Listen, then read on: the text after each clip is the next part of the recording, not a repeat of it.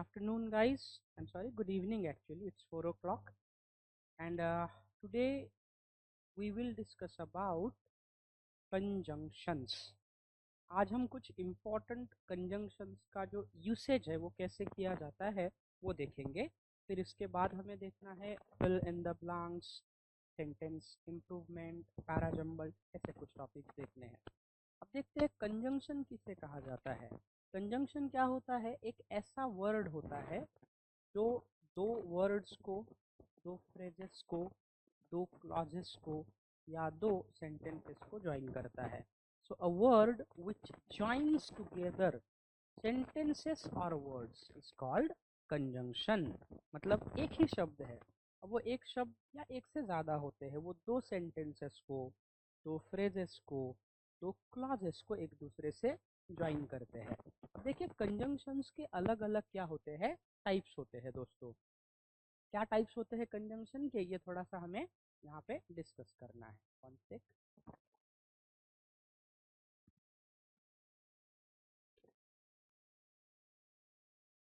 Conjunction के अलग अलग टाइप्स होते हैं. कंजंक्शन का पहला जो टाइप्स है उसे कहते हैं फ्रेज कंजंक्शन. अब फ्रेज कंजंक्शन क्या अकेला होगा? क्या नहीं, वो दो कंजंक्शन या दो से ज़्यादा कंजंक्शन या दो से ज़्यादा वर्ड का कॉम्बिनेशन होता है. फ्रेज कंजंक्शन में कौन कौन से कंजंक्शन है? पहला है as if, as though, as if, as though, as soon as well as far as, even if, even though, in order that, so that, on condition that. ये क्या है? अलग अलग कंजंक्शंस है. अब देखते हैं हम एज इफ और एज दो का एग्जैक्टली यूसेज कैसे किया जाएगा. You use as if and as though when you are giving a possible explanation for something or saying that something appears to be the case when it is not. मतलब आप किसी भी चीज का explanation दे रहे हो, लेकिन जो चीज आप बता रहे हो वो वैसी दिखती है बट एक्चुअली वो वैसी नहीं है. जैसा हम किसी को कहते हैं ना कि यार तुम तो ऐसे बात कर रहे हो जैसे कोई तुम इंस्टीट्यूट के डायरेक्टर हो, तो उस कंडीशन में हम एज इफ और एज दो जो है यूज कर सकते हैं. जैसे कि sir you are talking to me as if you are the director of the institute. you are behaving with me like as though you are the big person. as though और as if मतलब कोई चीज आपको वैसे दिख रही है but actually में वो वैसे नाही है. म्हणजे एखाद्या गोष्टीचं तुम्ही स्पष्टीकरण देत आहात तर ती गोष्ट जसं तुम्हाला दिसत आहे तशी ती गोष्ट नसते. ठीक है. अब देखिए पहला है Anne shrugged as if she didn't know. Shrugged म्हणजे खांदे हलवणे. यार आनेने तो ऐसे खांदे खांदे उडवले की जसं काय तिला माहीतच नाही. She shrug raise. ठीक है. He talked as if he knew all about it. उसने तो ऐसे बात की जैसे उसको सब कुछ पता है, लेकिन उसने वो प्रिटेंड किया, ढोंग किया, लेकिन क्या उसको सब कुछ पता था? नहीं. He treats me as if I were junior to him. वो तो मुझसे ऐसा बर्ताव करता है कि जैसे मैं उसका जूनियर हूँ. It seems as if you are never happy. ऐसे दिखता है कि तुम कभी खुशी नहीं हो. It sounds as if it is just time to move on. ऐसे लगता है कि अब ये मूव ऑन करने का टाइम है, लेकिन एक्चुअली में है क्या? नहीं है. मतलब आप क्या कर रहे हो? पॉसिबल एक्सप्लेनेशन जो है उस चीज का आप दे रहे हो वहां पे. ठीक है. जैसे it looks as though it is going to rain. ऐसे दिख रहा है कि अब बारिश होगी, बट एक्चुअली में क्या बारिश होगी? नहीं होगी. ऐसे खाली हमको लग रहा है, ऐसे दिख रहा है, but it is not the fact. ये फैक्ट नहीं है, ये ध्यान रखना है. She looks as if she were driving a car. वो ऐसी दिख रही है जैसे वो ड्राइविंग चला रही है, कार चला रही है, लेकिन वो कंफर्म नहीं है, हमने एज इफ यूज किया. He talks about a diet as if it were an odd modern conspiracy. मतलब वो तो डाइट के बारे में ऐसा बात कर रहा है जैसे कोई ये मॉडर्न कॉन्स्पिरसी हो, कट असेल काही. ठीक है. कॉन्स्पिरसी का मतलब होता है harmful plan. Then her voice sounded as if और एज दो. अब यहाँ पे आप एज दो भी यूज कर सकते हो. Her voice sounded as though she had just been waiting for a chance to let off steam. Steam मतलब क्या है? जहाज जिसे कह सकते हैं. The city is treating the stock as if profits are about to crash. People used to talk about the show as if or as though all the cast were members of their family. मतलब लोग तो show के बारे में ऐसे बात कर रहे थे जैसे कि शो में काम करने वाला हर कलाकार उनके फैमिली का मेंबर ही हो, मतलब वो कर रहे थे लेकिन एक्चुअली में थे क्या, नहीं। तो हमको ध्यान रखना है कि सेंटेंसेस में एज इफ और एज दो जो है ये कब यूज होते हैं, ये दो ही कंडीशन में यूज होते हैं, एज इफ और एज दो, ये दो ही कंडीशंस में यूज होते हैं कि जब आपको क्या करना होता है कि आपको लग रहा है कि ऐसा है लेकिन वो ऐसा नहीं होता है। आपको लग रहा है कि कोई व्यक्ति कुछ बोल रहा है, लिख रहा है, लेकिन एक्चुअली में सिचुएशन डिफरेंस होती है। You always behave with me as if you are senior to me. तुम तो मेरे साथ ऐसा बर्ताव करते हो कि जैसे तुम मेरे सीनियर हो। तो ये बात आपको यहाँ पे ध्यान में रखना है, ठीक है। दूसरा हमारा फ्रेज कंजंक्शन जो है वो है as soon as. As soon as का यूसेज कब होता है दोस्तों, something happens, as soon as something else happens you mean that it happens immediately after the other thing. मतलब देखिए ए नाम की एक चीज हो रही है, ए चीज के बाद में तुरंत क्या होती है, दूसरी चीज होती है। तो जब एक के बाद तुरंत दूसरी कोई चीज होती है तो उस कंडिशन में हम ॲज सून ॲज यूज करते हैं। जसं आपण मराठीमध्ये म्हणतो ना की सर मी जसं घरी पोहोचेल तसं मी तुम्हाला कॉल करेल, किंवा मी घरी पोहोचल्याबरोबर लगेच तुम्हाला कॉल करतो।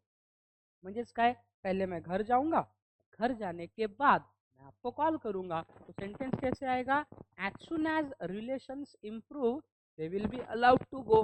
तो जैसे ही दो कंट्री के रिलेशन इम्प्रूव हो जाएंगे उनको जाने दिया जाएगा। जैसे अभी इंडिया पाकिस्तान के रिलेशन अच्छे नहीं है, बट अगर फ्यूचर में रिलेशन अच्छे होते हैं तो Indian citizens Pakistani citizens Indian में आएंगे, इंडियन सिटीजन्स वहाँ घूमने जा सकते हैं।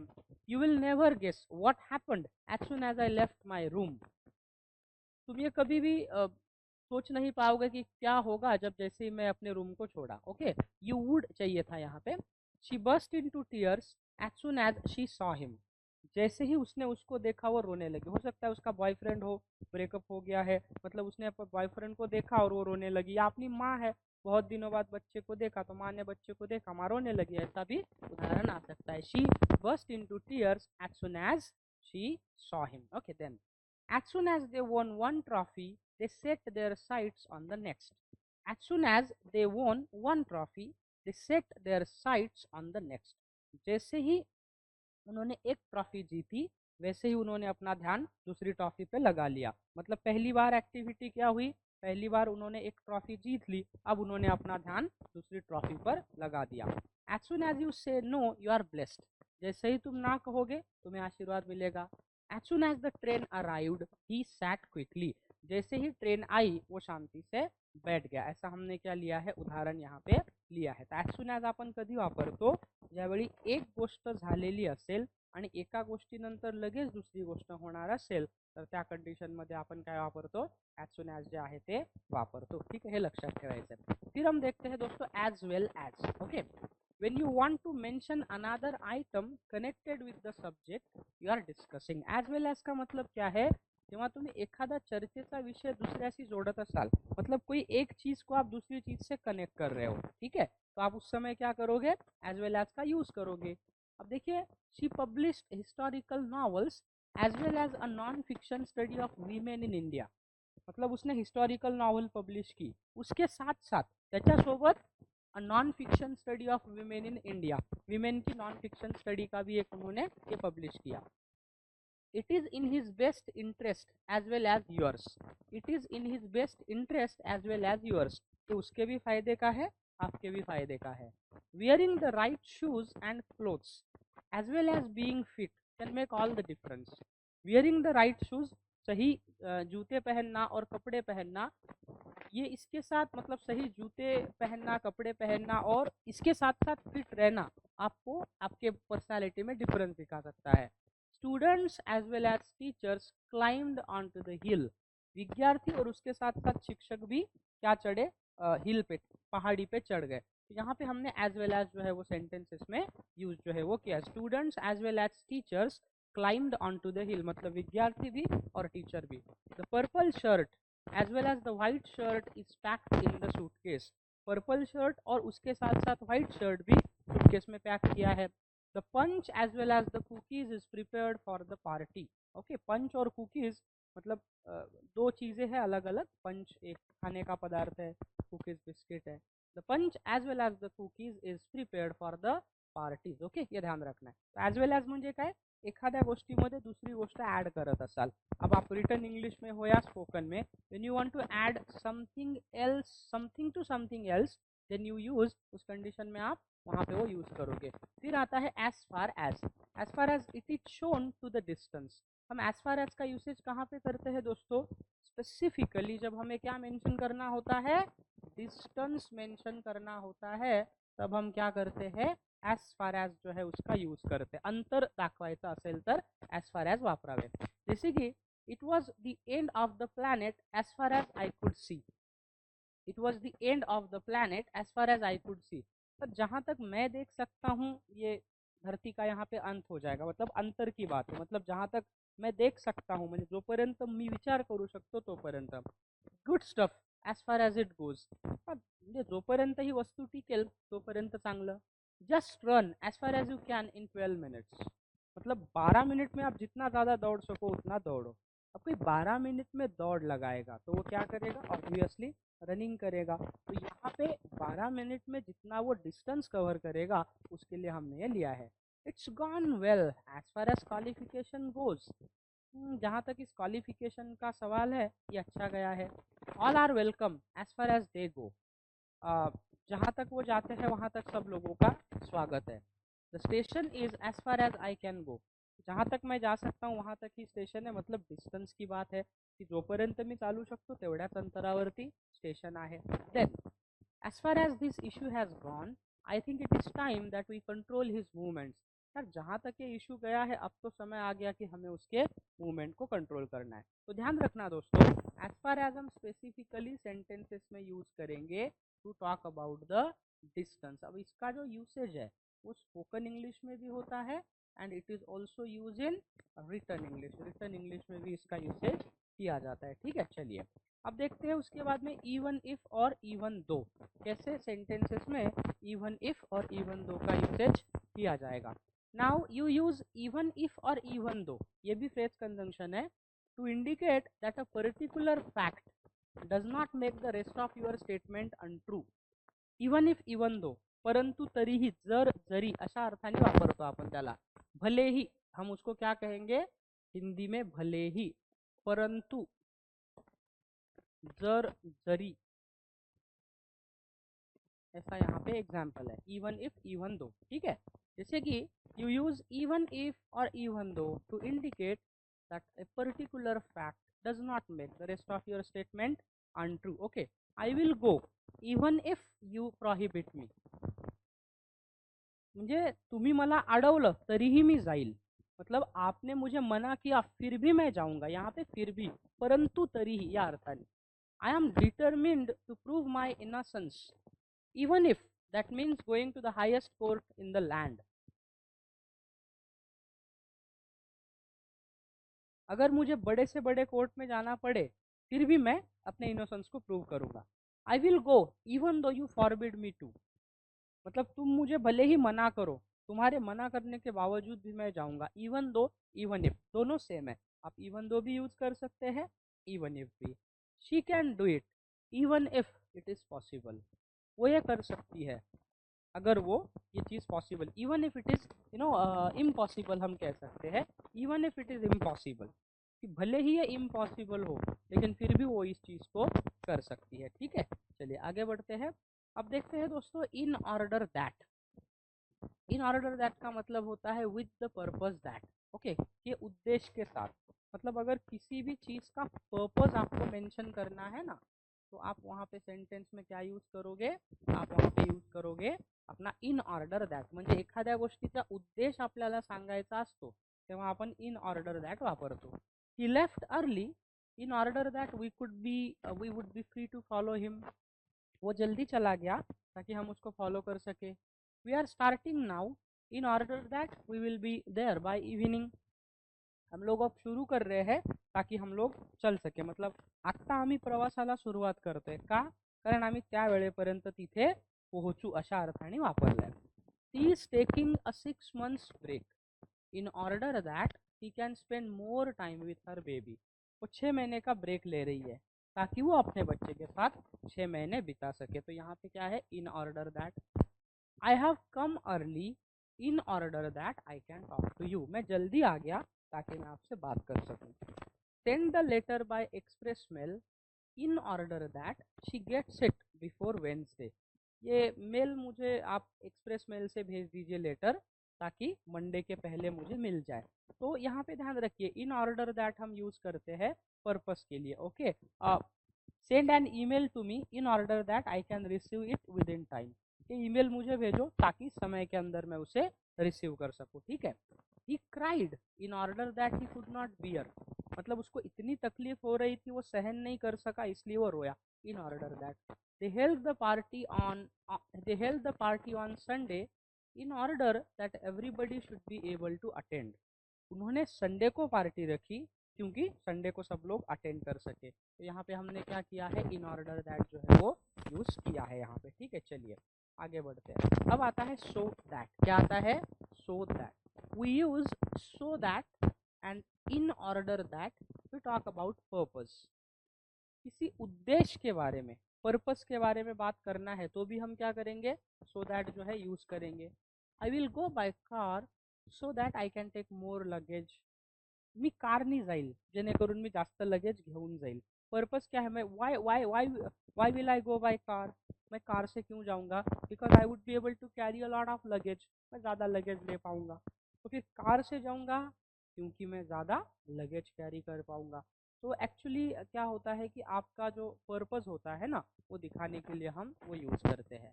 We left a message with his neighbour so that he would know we had called, उसने अपने पड़ोसी के साथ एक मैसेज दे दिया ताकि वह जान सके कि हमने फ़ोन किया है।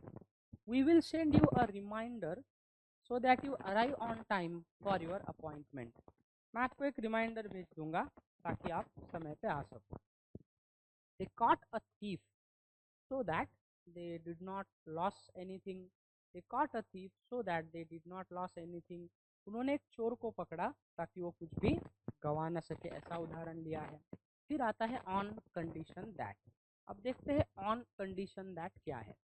ऑन कंडीशन दैट का मतलब है you agree to do something on condition, जब आप किसी भी कंडीशन के बेसिस पे किसी चीज़ को करने का आप सोचते हो। ऑन कंडीशन म्हणजे अट, टर्म्स एंड कंडीशन है कि सर मैं आपको हेल्प करूंगा लेकिन मेरी ये टर्म्स है, मैं आपको पैसे दूंगा लेकिन मेरी ये टर्म्स है। तो जब भी टर्म्स और कंडीशन की बात आती है तो हम क्या यूज़ करते हैं, on condition that. I gave him money on condition that he will work in my office, मैंने उसको पैसे दिए कि वो मेरे ऑफिस में काम कर सके। He spoke to reporters on condition that he was not identified, उसने रिपोर्टर से बात की एक ही कंडीशन पे कि उसकी पहचान सार्वजनिक नहीं होगी। She agreed on condition that she would not have to speak a line, ती सहमत झाली एकाच अटीवर की तिला काही बोलायची गरज पडणार नाही। तो यहाँ पे हमने क्या किया है, ऑन कंडीशन दैट जो है ये सेंटेंसेस में यूज किया है। आया समझ में, करेक्ट अंडरस्टूड, ठीक है, ये देखा हमने। अब हमको देखना है कि हमने अलग अलग फ्रेज कंजंक्शन देखे हैं। Now let us discuss about second type of condition conjunction.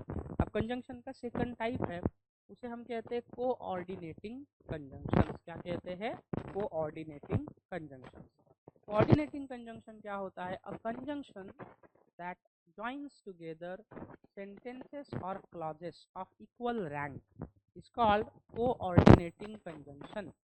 मतलब आप अलग अलग कंजंक्शन को ज्वाइन करते हो, लेकिन वो कंजंक्शन किसको ज्वाइन करेंगे कि दो सेंटेंसेस है, दो क्लॉजेस है, दोनों समान है, दोनों का मीनिंग सेम है, या रँक जो है ना दोनों का वो सेम आहे, म्हणजे जे समान दर्जाचे सेंटेन्सेस और क्लॉजेस यांना जोडते त्याला कोऑर्डिनेटिंग कंजंक्शन म्हणतात।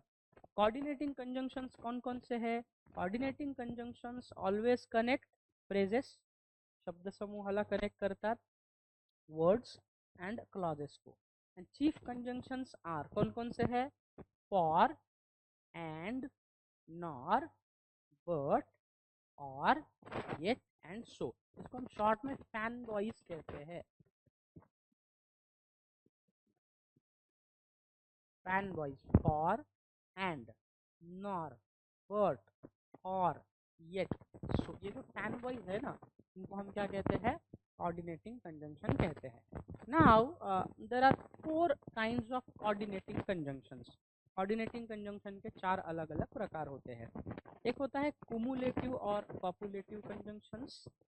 देन दूसरे को हम कहते हैं एडवर्सेटिव कंजंक्शन, मतलब कोऑर्डिनेटिंग कंजंक्शन के टाइप है। कौन सा है? पहला है कुमुलेटिव और copulative. Then adversative conjunctions, alternative और disjunctive conjunctions, and then last one illative conjunction. ठीक है, अब देखते हैं कुमुलेटिव और कॉपुलेटिव कंजंक्शंस क्या होते हैं।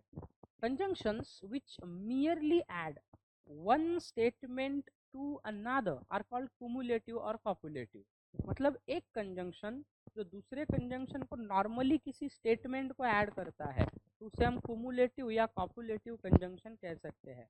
Conjunctions are and, both, and as well as, not only but also. तो ये जो कंजंक्शन होते हैं ना, इनको हम कहते हैं कुमुलेटिव या कॉपुलेटिव कंजंक्शन। तो कुमुलेटिव या कॉपुलेटिव में क्या आता है?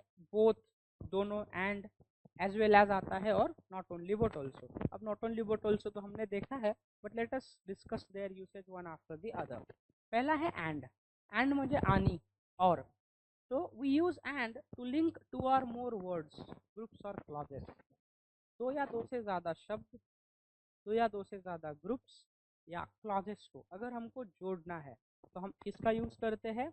एंड कंजंक्शन का यूज़ करते हैं। ठीक है, तो ये ध्यान रखना है कि हम कहते हैं ना, she and I are good friends, I will do my best and also give some money to you. ऐसा हम उदाहरण लेते हैं, एंड भी लेते हैं। फिर आता है बोथ और एंड। तो एक ही वाक्य में बोथ भी आएगा, एंड भी आएगा। when you are giving two facts or alternatives and emphasizing that each of them is true or possible, both और एंड, जब आप एक ही वाक्य में दो फैक्ट दे रहे हो, दो चीज़ों के बारे में बात कर रहे हो, और आपका कहना है कि सर दोनों चीज़ें करेक्ट है, बोथ आर करेक्ट, दोनों चीज़ें सही है, तो आप बोथ और एंड जो है वो यूज़ कर सकते हो। ठीक है, इसके बाद में आता है as well as. As well as हम कब यूज़ करेंगे? when you want to mention another item connected with the subject you are discussing। मतलब हमने देखा था एज वेल एज कि जो सेंटेंस का सब्जेक्ट है उससे रिलेटेड कोई दूसरी चीज़ अगर आप बता रहे हो तो एज वेल एज आएगा। और नॉट ओनली बट उसका यूज़ कब होता है? To emphasise that something is true but it is not the whole truth, है ना, नॉट ओनली बट ऑल्सो। तो नॉट ओनली बट ऑल्सो जो है वो हम सेंटेंस में यूज़ करते हैं। अब एक एक उदाहरण देखते हैं ताकि हमको समझ में आ जाए। अब सेंटेंस है, his two favourite sports are football and tennis.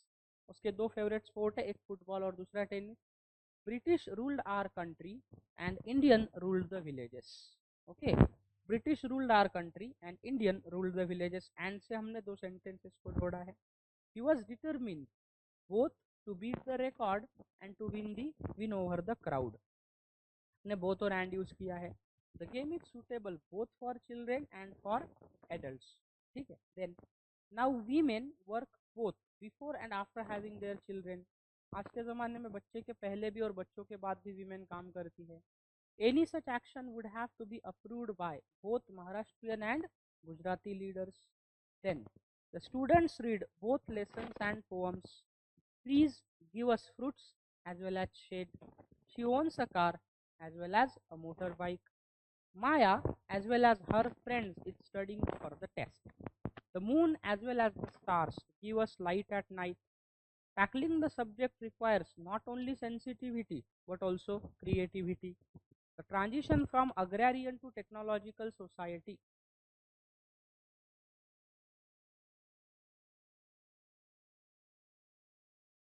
One second.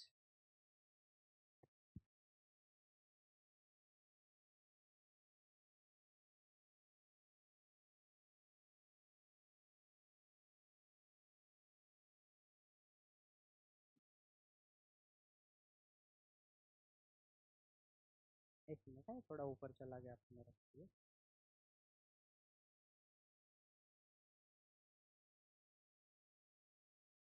तो ये बता रहा था आपको मैं। Then the transition from agrarian to technological society always leads not only to progress but also to losses। Okay, they now comprise not only agriculture but also grassroots industrial units। The car not only is economical but also feels good to drive। Not only was Not only was it raining all day at the wedding, but also the band was late. Not only will they paint the outside of the house, but also the inside. वो केवल घर के बाहर ही रंग नहीं लगाएंगे तो अंदर भी लगाएंगे. He not only got up but also went to railway station. वो केवल खड़ा ही नहीं हुआ तो रेलवे स्टेशन भी गया. मतलब एक चीज हो रही है, एक के साथ दूसरी भी चीज हो रही है. हम कहते हैं ना sir, he plays not only cricket also hockey. वो केवल क्रिकेट ही नहीं खेलता है तो हॉकी भी खेलता है. तो हमने यहाँ पे नॉट ओनली बट ऑल्सो जो है वो लगा दिया है. फिर आता है adversative conjunctions. Okay, adversative conjunctions क्या है? कंजंक्शंस विच एक्सप्रेस ऑपोजिशन और contrast between two statements are called adversative conjunctions. देखिए, कॉन्ट्रास्ट का मतलब क्या है? विरोधाभास. मतलब पहला आपने वाक्य बोला है, दूसरा वाक्य उसका अपोजिट है ना. मतलब थोड़ा सा उसमें कॉन्ट्रास्ट आता है. कॉन्ट्रास्ट म्हणजे विरोधाभास है. ठीक है. तो adversative conjunctions are the conjunctions which express opposition or contrast between two statements are called adversative conjunctions. अब ये कौन कौन से कंजंक्शन है? But, till, yet, whereas, while, nevertheless. ये क्या है? एडवर्सेटिव कंजंक्शंस है. अब उदाहरण देखिए. बट कहाँ यूज होगा? We use but to introduce something which contrast with what you have just said. अभी अभी आपने जो कहा है उस चीज से अगर आप कॉन्ट्रास्ट करते हो, मतलब पहले वाक्य में आपने कुछ कहा है, दूसरे वाक्य में आप कुछ और कह रहे हैं, तो बट आ जाएगा. फिर आता है स्टिल और येट. वी यूज येट और still to introduce a fact which is rather surprising after the previous fact we have just mentioned. मतलब पहले आपने कोई चीज कही है, अब उसके बाद में जब आप दूसरी चीज कहोगे तो आपको सरप्राइज हो जाएगा. मतलब थोड़ा सा आपको क्या होगा? कंफ्यूजन होगा वहां पे. फिर आता है whereas. We use whereas to introduce a comment which contrasts with what is said. मतलब आप जो बोलोगे उसके अपोजिट में अगर कुछ बोलोगे तो whereas आता है. फिर आता है while. The two things are happening at the same time. म्हणजे दोन्ही गोष्टी जर एकाच वेळी घडत असेल, मतलब सर ऊपर से बारिश भी हो रही है और आप क्रिकेट भी खेल रहे हो. मतलब एट अ टाइम दो चीजें हो रही है, क्रिकेट भी खेलना शुरू है, बारिश भी वहाँ पे हो रही है. फिर आता है nevertheless. Use nevertheless when saying something that contrast with what has just been said. मतलब पहले आपने कोई चीज कही है और बाद में आप कोई दूसरी बार कोई चीज कह रहे हो, तो दोनों में कॉन्ट्रास्ट है तो आप क्या यूज करोगे? नेवरदलेस जो है वो यूज करोगे. अब आप एग्जांपल देखिए. My dogs enjoys being bathed but hates getting his nails trims. ठीक है, बट यूज किया है. मतलब पहले और दूसरे सेंटेंस में हमने यहाँ पे क्या दिखाया है? कॉन्ट्रास्ट दिखाया है, विरोध जो है वो दिखाया है. कि मेरा जो डॉग है उसको नहाना अच्छा लगता है, लेकिन उसके नाखून काटना उसको बिल्कुल ही अच्छा नहीं लगता है. I wanted to go to the beach but Mary refuse. मैं तो बीच पे जाना चाहता था लेकिन मेरी ने मना किया. Janardan wanted to eat another piece of cake but he was on a diet. Actually Janardan दूसरा केक का पीस खाना चाहता था, बट वो डाइट पे था. उसकी इच्छा थी लेकिन नहीं खा पाया. She was 45 but looked younger. It is a small car yet still it is surprisingly spacious. मतलब छोटी सी कार थी लेकिन फिर भी वो स्पेशियस थी. म्हणजे त्यात भरपूर जागा होती. कार छोटीशी होती पण प्रशस्त होती. म्हणजे पहा, पहले वाक्य में हमने कहा it was a small car, car छोटी. Yet it is surprisingly spacious, still it is surprisingly spacious. मतलब क्या कि भाई उसमें जगह जो थी वो थी. मतलब पहला वाक्य जो है, दूसरा वाक्य जो हमने पहले के बाद यूज किया वो थोड़ा सरप्राइजिंग है. ही has a good job and yet he never seems to have any money. The weather was cold and wet, yet we had a great time. वातावरण थंड होता परंतु तरीही आम्ही फिर भी हमने अच्छा टाइम बिताया. I am allergic two cats yet I have 3 of them. मतलब मुझे बिल्ली से तो एलर्जी है फिर भी मेरे पास 3 बिल्ली है. मतलब पहले वाक्य में कहा कि बिल्ली से एलर्जी है और दूसरे वाक्य में कहता है कि नहीं नहीं मेरे पास 3 बिल्ली है. मतलब क्या है? कॉन्ट्रास्टिंग है यहाँ पे. I ran yet I fell down. मैं नीचे गिरा फिर भी मैं दौड़ा. I ran still I fell down. मतलब मी खाली पडलो तरीही मी धावलो. I like to go swimming where Sheela likes to sell. मुझे स्विमिंग करना अच्छा लगता है और शीला को सेलिंग करना, मतलब जहाज में बैठ के सफ़र करना अच्छा लगता है। तो यहाँ पे वेयर एज यूज़ किया। वेयर एज हम क्यों यूज़ करते हैं? दो सेंटेंसेस में हमको क्या दिखाना है? कॉन्ट्रास्ट दिखाना है, या दो सेंटेंसेस में हमको क्या दिखाना है? ऑपोजिशन दिखाना है। तो हम क्या करेंगे? वहाँ पे वेयर एज यूज करेंगे। I like to go swimming whereas Sheela likes to sail. मतलब मुझे तैरना अच्छा लगता है और शीला को जहाज में बैठ के सफ़र करना अच्छा लगता है। मतलब दोनों सेंटेंसेस में क्या है? यहाँ पे ऑपोजिशन है, कॉन्ट्रास्ट है, तो आपने वेयर एज यूज किया। She is careful whereas he takes risk. यार वो बहुत केयरफुल है, वहीं वो बहुत ज़्यादा रिस्क लेता है। ठीक है, ये उदाहरण है। Then he was always on the move whereas my mother liked to be in the same place। वो हमेशा इधर उधर जाना उसको पसंद था और उसकी मम्मी को एक ही जगह रहना। It will be made more visible to tourists whereas it is used to be quite low key। they were grinning and watching while one man laughed। वो देख रहे थे, हंस रहे थे, और एक आदमी मतलब ग्रीनिंग, वो दुख व्यक्त कर रहे थे किसी चित्र को देख के, और दूसरा आदमी रो रहा था। दोनों में क्या एट अ टाइम हो रहा था? एक आदमी रो रहा था और वो देख रहे थे। Racing was halted for an hour while the track was repaired। her parents could help with the child care while she works। मतलब जब वो काम करती है तो उसी समय उसके बच्चे की केयर उसके माता पिता करते हैं। The first two services are free while the third cost rupees 150। दो सर्विसेज फ्री है, तीसरी वाली 150 रुपए लगते हैं। Flats are expensive while houses are cheap। Flats थोड़े से महंगे हैं, वहीं घर थोड़े से सस्ते हैं। Most marriages fail after between 5 and 9 years। Nevertheless people continue to get married. तो नेवरदलेस जनरली क्या दिखाता है? सरप्राइज दिखाता है। ठीक है, जनरली सरप्राइज अपोजिशन। मतलब ज़्यादा से ज़्यादा जो शादियां है ना, वो शादी के 5 या 9 साल के बीच में टूट जाती है। नेवरदलेस पीपल गेट मैरिड, फिर भी लोग क्या करते हैं? शादी करते हैं। My salary is really low nevertheless I find the work incredibly rewarding. मेरा पगार तो बहुत कम है, फिर भी मैं अपने काम को बहुत अच्छा समझता हूँ। The economy was poor this year nevertheless our sales were strong. It was an old song but nevertheless it was a favourite when they performed it. ये तो एक पुराना गाना था, लेकिन जब भी उन्होंने इसे परफॉर्म किया तो बहुत ही स्ट्रांग लगा है। सामने उदाहरण यहाँ पे लिया है। अब हम देखते हैं अल्टरनेटिव और डिसजंक्टिव कंजंक्शन। अल्टरनेटिव और disjunctive conjunction, conjunctions which present to alternatives. देखिए, अल्टरनेटिव का मतलब है जहाँ पे आपको ऑप्शन दिया जाएगा, अल्टरनेटिव दिया जाएगा। Sometimes indicating a choice between them are called alternate or alternative or disjunctive conjunctions। मतलब जहाँ पे आपको चॉइस दी जाती है कि आप ये नहीं तो ये कर लो, वो नहीं तो वो कर लो, तो फिर वहाँ जो कंजंक्शंस होगा उसे हम अल्टरनेटिव या डिसजंक्टिव कंजंक्शन कह सकते हैं। कौन कौन से कंजंक्शन है? आइदर और, ठीक है, नाइदर नॉर, अदरवाइज। आइदर और, neither nor, otherwise. Either or ये पॉजिटिव वे में हम यूज़ करते हैं, नाइदर नॉर जो है वो निगेटिव वे में यूज़ करते हैं। और फिर उसके बाद में क्या आता है? जैसे एक आता है वहाँ पे अदरवाइज एल्स। हम कहते हैं ना, you can eat either a mango or an apple, you can eat neither a mango nor an apple. So either or ये पॉजिटिव सेंस में यूज होता है, whereas neither nor are used in negative sense। अब देखिए वाक्य कैसा है।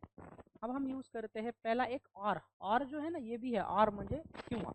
We use और to link to or more alternatives. दो या दो से ज़्यादा अल्टरनेटिव्स को अगर लिंक करना है तो हम और यूज करते हैं। ठीक है, अब एक आता है आइदर और। आइदर और स्टेट दी ओनली पॉसिबिलिटीज और चॉइसेस फ्रॉम द अल्टरनेटिव्स। मतलब आपको दो चॉइस है, दो चॉइस में से या तो आप ये ले लो या वो ले लो। जैसे आपके पास चॉइस है, या तो आप चाय पी लो या फिर नाश्ता कर लो। एक तो चाय पी लो या नाश्ता कर लो, दो में से एक चॉइस। फिर आता है neither nor. We use neither nor when you are talking about two or more things that are not true that do not happen.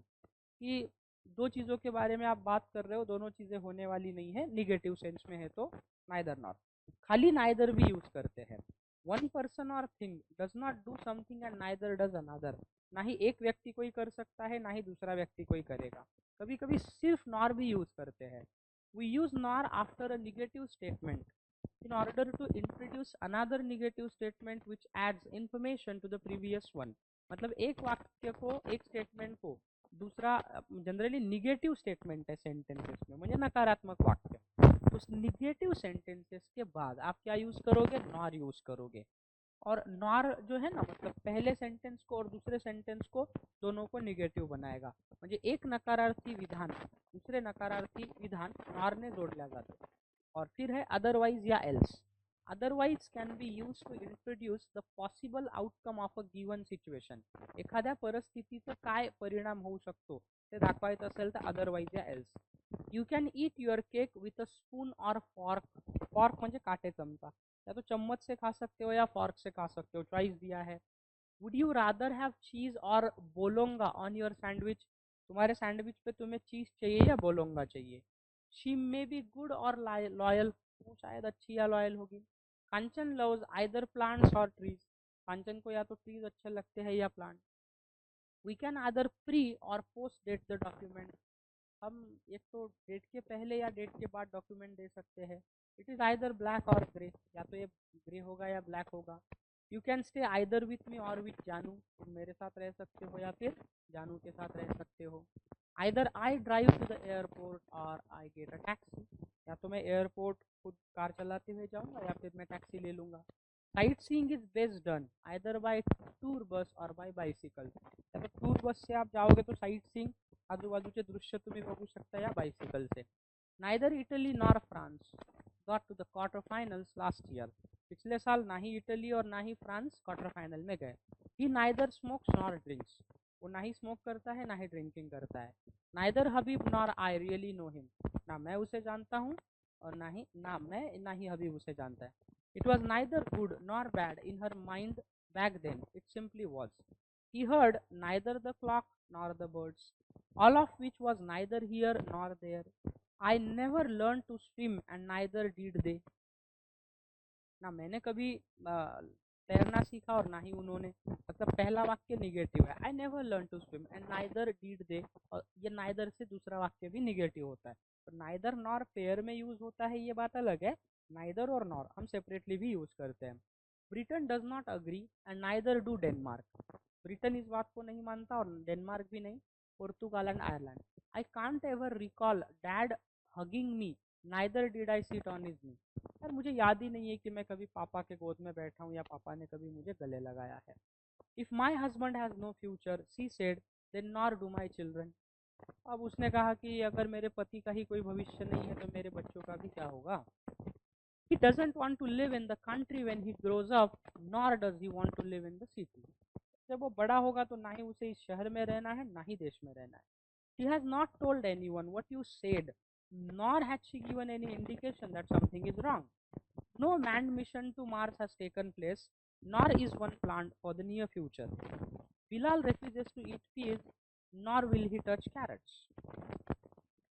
Jolly does not like to swim, nor does she enjoy cycling. He doesn't live in the country, nor live in the city.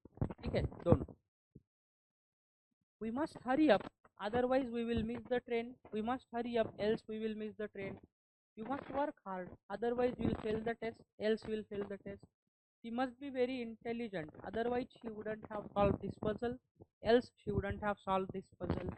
I am a bit tired, but otherwise I am all right, else I am all right. मैं थोड़ा थका हुआ हूँ, otherwise मैं ठीक हूँ, है ना। तो अदरवाइज एल्स मतलब ठीक, जैसे कि she must be very intelligent otherwise she wouldn't have solve this place. मतलब वो इंटेलिजेंट है इसीलिए उसने ये पजल सॉल्व किया। मतलब अगर वो इंटेलिजेंट ना होती तो उसने ये पजल सॉल्व नहीं कर पाती। I am a bit tired but otherwise I am all right. हाँ मैं थोड़ा थका हुआ हूँ बाकी मैं ठीक हूँ, ऐसा हम क्या लेते हैं, उदाहरण लेते हैं वहाँ पे। फिर आता है तीसरा कंजंक्शन, इलेटिव कंजंक्शंस। क्या है, conjunctions which express an inference are called illative conjunctions. Illative conjunction मतलब जो इन्फरेंस दिखाते हैं, मतलब यहाँ पे एक्सप्लेनेशन देते हैं ना, तो उनको इलेटिव कंजंक्शन कहते हैं। तो इलेटिव में एक है फॉर, दूसरा है सो। फॉर का यूज कब होता है, we use for to introduce the reason for something mentioned in the previous statement. अगोदरच्या विधानामध्ये काही सांगितल्या गेलं असेल त्याला इंट्रोड्यूस करताना फॉर वापरतो। फिर आता है सो, we use so to introduce the reason for doing the thing that you have just mentioned. किसी काम को अगर आपने अभी अभी किया है तो उसके लिए हम क्या करते हैं, सो जो है वो यूज करते हैं। जैसे I hate to waste a drop of gas or it is very expensive these days. Gas का एक बूंद भी खराब करना मुझे अच्छा नहीं लगता। क्यों? क्योंकि गैस आजकल बहुत महंगा है। रीजन हमने बताया। Homer will be late to work or he has a dental appointment. Sir वो आज लेट हो जाएगा काम को क्योंकि उसका डेंटल अपॉइंटमेंट है। He is gambling with his health और he has been smoking for too long. Okay, I am a vegetarian, so I don't eat any meat. Sachin cursed me, so I slapped him. Sachin ने मुझे शाप दिया तो मैंने उसको थप्पड़ मार दिया। ठीक है, ये देखा हमने इलेटिव कंजंक्शन। इलेटिव में दो है, फॉर और सो। फिर अब देखते हैं दोस्तों subordinating conjunction. Now let us discuss about subordinating conjunction. A conjunction that joins together a noun clause or an adverb clause to some other clauses of unequal rank means dependent clauses to independent clause. Simple भाषा में dependent clause को independent clause से जोड़ने वाला जो conjunction है उसे हम क्या कहते हैं, subordinating conjunction. And subordinating conjunctions introducing noun clause.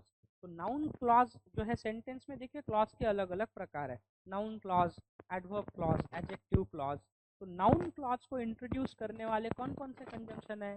The most common subordinative conjunctions used for introducing a noun clause is that, others, if, whether, when, why, where and how. अब that कहाँ use होता है? We use that to introduce a clause in which you report what someone had said.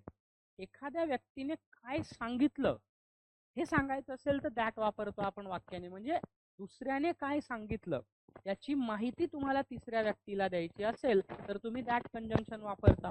वहीं if है दोस्तों, if हम क्यों use करते हैं? To introduce a subordinate clause in which you admit a fact that you regard as less important than the statement in the main clause. म्हणजे if कधी वापरतो की वाक्यामध्ये एखादं विधान वापरलंय आणि ते कमी महत्वाचं आहे असं दाखवायचं असेल तर। फिर वेदर कब यूज होता है? इम्प्लाई डाउट और चॉइस। जब हमें हमारे पास ऑप्शंस होते हैं, दो या दो से ज्यादा ऑप्शन, तो उन ऑप्शंस पे हमें डाऊट आहे म्हणजे दोन किंवा अधिक पर्यायांना संशय व्यक्त करायचा किंवा पसंती व्यक्त करायची असेल तर वेदर कंजंक्शन वापरतो। फिर when, to introduce a clause that specifies or refers to the time at which something happens. ठीक है। फिर why, at the beginning of a clause in which you talk about the reasons for something। तो किसी भी चीज के reason के बारे में आप बात करते हो तो आप ये कंजंक्शन यूज करोगे। Then comes where, to introduce a clause in which you mention a place, मतलब एखाद्या ठिकाणाबद्दल बोलायचं असेल तर where. How, to introduce a statement or fact often something that you remember, एखादी गोष्ट काहीतरी घडते आहे ते दाखवण्यासाठी वापरतो। I think that he is trustworthy, मुझे लगता है कि वो ट्रस्टवर्दी है। I said that she would come, he said that he didn't know the answer, the fact is that people don't like his style, I told him that he should consult a doctor, I don't care if he comes or not, I don't know if I will have time, I don't know if I will pass, I don't know whether he will recognise me, मुझे नहीं पता वो मुझे पहचानेगा कि नहीं, I don't know whether he will come, he doesn't know whether she is in Britain। Okay, then he was not certain whether his friend was there or not। When I met the Gills, I had been gardening for nearly 10 years। कि जब मैं gills से मिला तो 10 सालों तक मैं gardening कर रहा था। When she fretted about not doing well, she would offer advice। She wants to know when will you return। वो जानना चाहती है कि तुम वापस कब आओगे। They quarreled over when the wedding should take place। Why he left is a mystery। Sir वो क्यों गया ये मिस्ट्री है। रीजन बताना है ना यहाँ पे। Why हम कब यूज करते हैं? When we talk about reason। Okay, why he left is a mystery। वो छोड़ के क्यों गया समझ नहीं पाया। She knows why I don't talk to him। उसको पता है कि मैं उससे क्यों बात नहीं करता। I know the reason why he is upset। This is the place where I slept।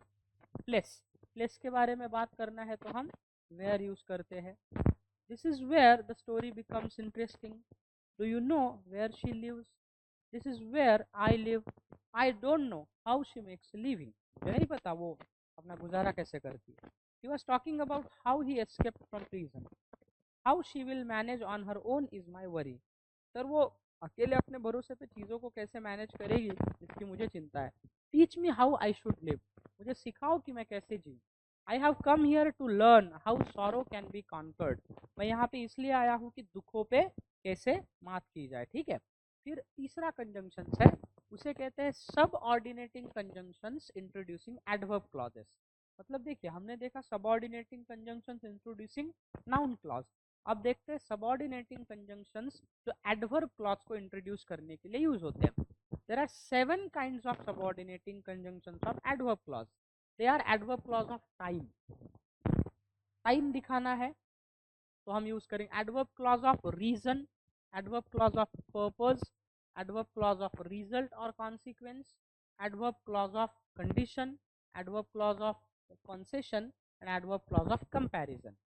अब देखिए पहिले एक एक देखते हैं. एडवर्ब क्लॉज ऑफ टाइम म्हणजे आपल्याला ॲडव्हर्ब क्लॉज दाखवायचा असेल आणि वेळ दाखवायची असेल टाइम, तो कुठले कुठले कंजंक्शंस है.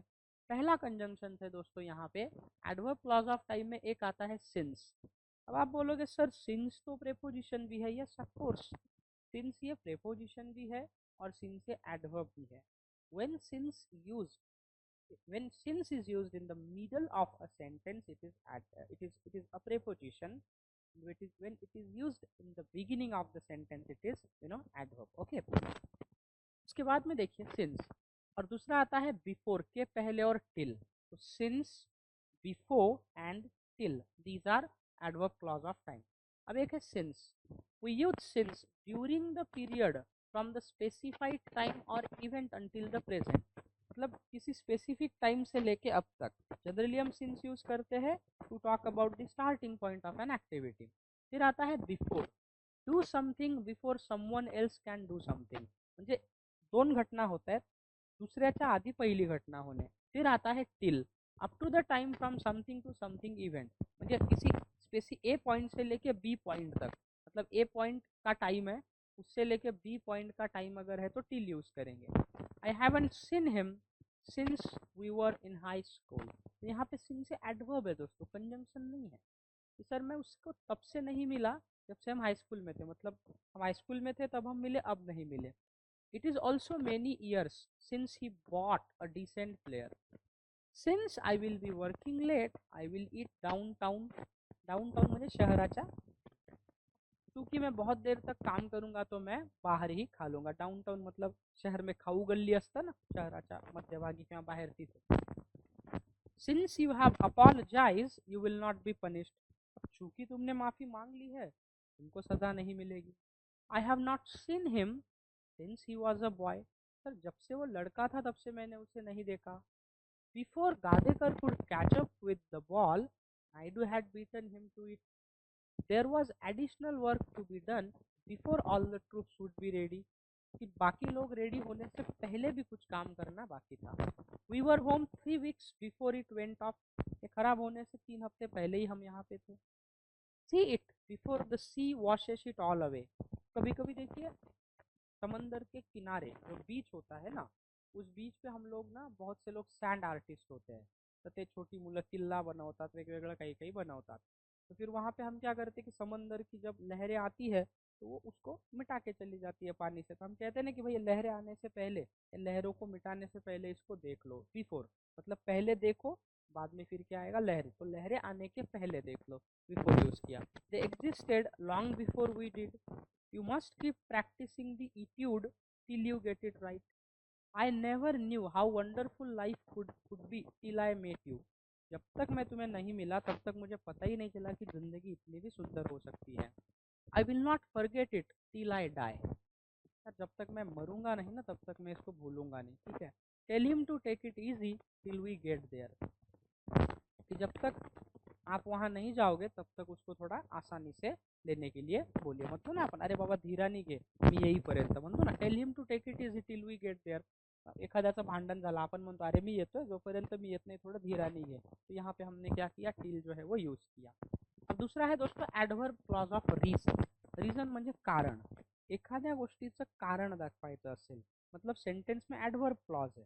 और एडवर्ब क्लॉज के द्वारा आप क्या करना चाहते हो, किसी भी चीज़ के पीछे का रीज़न, वजह बताना चाहोगे, तो आप वहाँ पे यूज़ करोगे adverb clause of reason.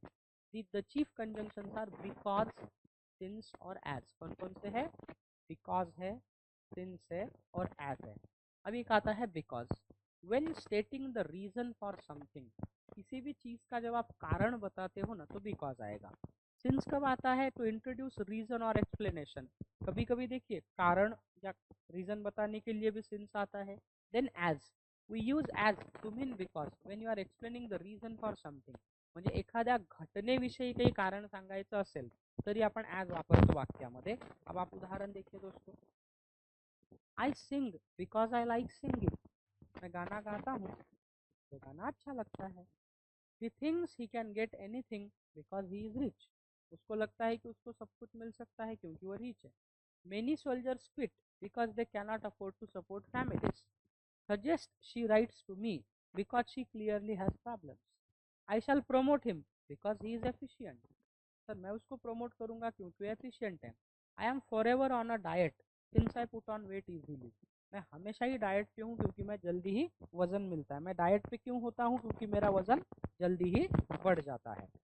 Then it shall be done since you desire it, जब भी तुम चाहोगे तब भी वो काम किया जाएगा। Since he has apologised we will take no further action against it, क्योंकि उसने माफ़ी मांग ली है तो हम उस पर कोई एक्शन नहीं लेंगे। Since you are like no other being ever created since the beginning of time you are incomparable, यार तुम सबसे अलग हो, क्योंकि तुम सबसे अलग हो तो तुम इनकम्पेरेबल हो। Enjoy the first hour of the day, this is important as it sets the mood for the rest of the day, है ना। मतलब सुबह का जो आवर है ना वो अच्छा इंजॉय करो, उसी के कारण आपका पूरे दिन का शेड्यूल सेट होता है। I must go now as I have some work to do, अब मुझे जाना चाहिए क्योंकि मुझे करने के लिए थोड़ा सा काम है। तो हमने ये उदाहरण दिया। फिर आता है adverb clause of purpose. Purpose मतलब उद्देश्य दिखाना। The chief conjunctions are that, so that, lest, in order that. That कब यूज करते हैं? टू इंट्रोड्यूस द रिजल्ट और इफेक्ट ऑफ समथिंग, किसी भी चीज का रिजल्ट या इफेक्ट बताना है तो दैट यूज करेंगे। फिर आता है so that, to introduce a clause of purpose, किसी भी चीज का उद्देश्य दिखाना है तो सो दैट आएगा। लिस्ट, LEST लिस्ट, और LIST लिस्ट, ये अलग है। लिस्ट और list although they sound the same, pronunciation same है, बट मीनिंग उनका क्या है? डिफरेंट है। तो introduce a clause of motive, ठीक है। और in order that, to introduce a clause of purpose. We eat that we may live, work hard that you may succeed, they fought that others might have peace, they died that we might live, he works so hard that he will become a millionaire, वो बहुत ज़्यादा काम करता है ताकि वो Millionaire बने। she wants to study in England so that she can perfect her English, वो इंग्लैंड में पढ़ना चाहती है ताकि वो अपनी अंग्रेजी सुधारना चाहती है। so that रीज़न बताना है हमें यहाँ पे। we are starting now so that we will reach there before sunset, हम शुरुआत अब कर रहे ताकि हम सनसेट के पहले वहाँ जाए। the point was to stretch myself far so that it is easier in game situations, put on your warm clothes lest you should catch a chill, strengthen our defenses lest the enemy should attack us। Okay मतलब हमारे संरक्षण को बढ़ा दीजिए ताकि enemy हम पे कम अटैक करे। We lived in fear lest we lost, अब चूंकि हम लोग गुम गए थे तो हमें डर लग रहा था। Reserve your tickets early list you miss the chance, schools were closed early in order that students might reach home before the thunderstorm, play games in order that your health may improve, the seasons long for each other in order that they may be cured for their excesses, है ना। तो यहाँ पे हमने क्या किया है? In order that जो है वो यूज किया है सेंटेंसेस में, ये आपको ध्यान रखना है। तो ये क्या है दोस्तों? एडवर्ब क्लॉज ऑफ रीजन है। अब इसमें और थोड़ा सा पार्ट बचा है तो कल के लेक्चर में मैं आपको बता देता हूँ एडवर्ब क्लॉज ऑफ रिजल्ट और कॉन्सिक्वेंसेस। तो इसमें दो ही है, एक है so that and such that. So that, such that, दोनों का यूज होता है इफेक्ट ऑफ एन ॲक्शन, एखाद्या घटनेचा परिणाम, म्हणून आपण सो दॅट वापरतो। म्हणजे एखाद्या क्रियेमुळे विशिष्ट परिणाम होत असेल तर सो दॅट किंवा सच दॅट आपण वापरतो। They fought so bravely that the enemy fled, so that, ते इतक्या जिद्दीने लढले की शत्रू पळून गेले। It was so hot that we didn't go out, बाहर इतनी गर्मी थी कि हम नहीं गए। He laughed so hard that he cried, वो इतना हंसा कि और रोने लगा। He's so serious about this that he has planted an olive tree outside his office. वो इस बात को लेके इतना सीरियस था कि अपने ऑफिस के सामने ऑलिव ट्री लगा दिया. She was so weak that she could hardly stand. He ran so fast that I couldn't catch up him. He's such a good man that all respect him. He spoke in such a low voice that people could hear him. Very heavy rain fell so that the rivers were soon in flood. बहुत जोर की बारिश हुई तो पूरी नदियाँ flood में थी. ठीक है, ये देखा हमने एडवर्ब क्लॉज ऑफ रीजन. अब देखना है एडवर्ब क्लॉज ऑफ कंडीशन, वो कल के लेक्चर में डिस्कस करेंगे. और कल हम ये टॉपिक होने के बाद में थोड़ा सा हम देखेंगे फिल इन द ब्लैंक. एक इंपॉर्टेंट टॉपिक है जो सीईटी के एग्जाम्स में, एमबीए सीईटी में खासकर आता है. तो फिल इन द ब्लैंक जो टॉपिक है उस पर हम क्या करेंगे, डिस्कशन करेंगे. ठीक है, तो यहाँ पे रुकते हैं दोस्तों, और कल के लेक्चर में remaining part of the conjunction complete करेंगे. और बाकी जो टॉपिक है फिर fill in the blank, sentence improvement, parajumbled, ऐसे कुछ इंपॉर्टेंट टॉपिक है वो भी one after the other discuss करते हैं. Thank you so much guys. I hope to see you in the next lecture. Till then take care and bye bye.